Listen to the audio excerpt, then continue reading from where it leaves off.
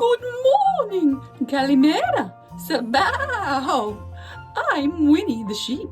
I'm so happy you can join me for Sunday school today. Since we can't meet in person yet, I thought we'd spend some time together this morning with a story.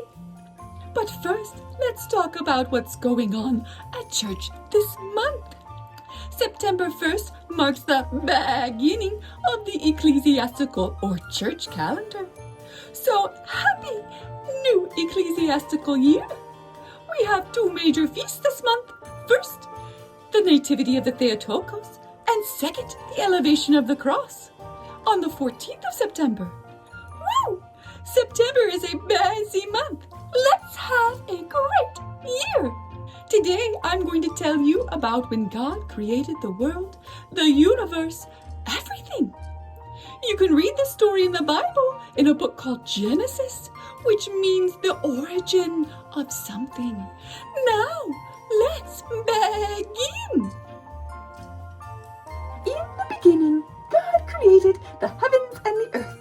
And God said, "Let there be light," and there was light. God saw that the light was good, and he separated the light from the darkness.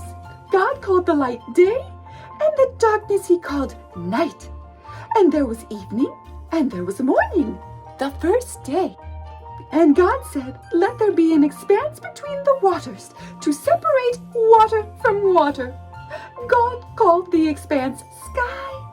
And there was evening, and there was morning, the second day. And God said, "Let the water under the sky be gathered to one place, and let dry ground appear." And so it was. God called the dry ground land, and the gathered water he called seas. And God saw that it was good. Then God said, "Let the land produce vegetation, seed-bearing plants and trees on the land that bear fruit, with seed in it, according to their various kinds." And it was so. And there was evening, and there was morning, the third day. And God said, "Let there be lights in the expanse of the sky to separate the night from day, and let them serve as signs to mark seasons and days and years." God made two great lights, the greater light to govern the day, and the lesser light to govern the night. He also made the stars. God set them in the expanse of the sky to give light on the earth. And there was evening, and there was morning, the fourth day.